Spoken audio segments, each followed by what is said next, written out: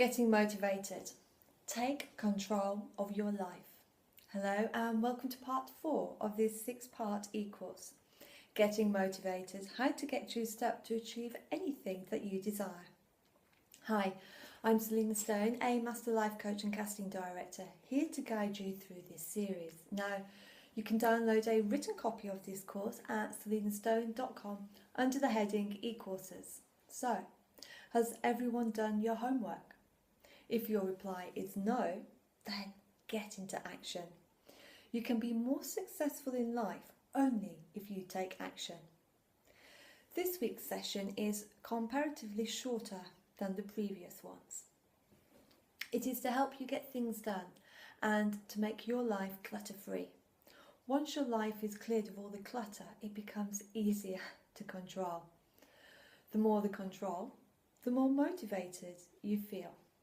Declutter your life and improve your motivation. Many people carry around with them a lot of excess luggage or clutter. Are you one of them? The emotional tensions and regrets make a major part of this clutter. The if-onlys and why this happened, along with could-haves being could be aplenty, do away with this excess baggage. Consider this incident in Joshua's and Paul's life. John and Paul were life partners. One day they had a row over something and they stopped speaking to each other. Not only that, they started living separately. Within a month, both missed the companionship of the other and regretted the breakup. However, both waited for the other to make the first move to start over again. It never happened. They drifted apart, but the feeling of regret stayed with them. Each confessed to mutual friends that it has affected their lives. What was the purpose? Either you make a move to do something about the incomplete situations you face in life, or find a closure. Nursing and feeding your regrets and making a mental list of should-haves gets you down and down. You ought to struggle free, but you don't. Now, take a good look at yourself. Are you like this? Do you have a mental list of if-onlys and should-haves cropping up every now and then?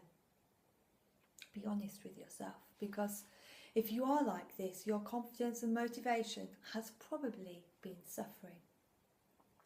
The approach. So, now, what do you have to do? Get rid of this useless burden. That's what. And how? How are we going to do this? We're going to begin with answering a series of questions and completing the following exercise. What we're going to do is complete certain tasks and draw a line under them and move on. This is also known as psychological completion or merely completion. So, coming up next is a series of questions that you could take to answering in one sitting or over a couple of hours or days. You can make the process formal by jotting down the answers rather than making a mental note of them. Go ahead, watch your confidence and motivation soar. So what are you putting up with? List out 10 things that you are putting up with at home. List out 10 things that you are putting up with at work. List out 10 things that you are putting up with in any other area of your life. Now, create an action plan to weed out, communicate these things that you have been putting up with. 2. Unfinished matters. List out all the things in your life that you feel are unresolved or unfinished. Create an action plan meant to reduce this number. Do you need to clear the air with anyone? If so, just do it. Life is too short. Is there someone you're supposed to call or keep in touch with but fail to find time for? If yes, do it. Call them or send them an email right away. Let go of as many coulds, woulds, shoulds, maybes and ought tos from your life as you can. 3. Your standards. Write down the standards that you have always told yourself to try matching. Now, let go of them and create a new list. These should be the standards that you're going to have in your life from this day onwards. List out the names of 5 people that you admire the most and identify their qualities, their behaviour and their way of life. What standards do they have? What are the standards that you could set for yourself in order to be more like them? Remember, the standards set by others for themselves will be different from yours. Think of any 5 friends or colleagues. What standards have they set for themselves? How are they different from yours?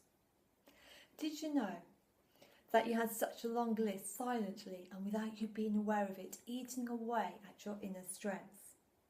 And how difficult it would be to move forward when you had so many thoughts holding you back.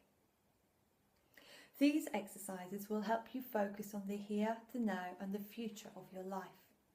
You will now be able to break free from the clutch of those things that have been unnecessarily holding your attention. Leave all those things that knock your motivation, just let them go. Now, there's a lot for you to do this time, isn't there? Lose no time.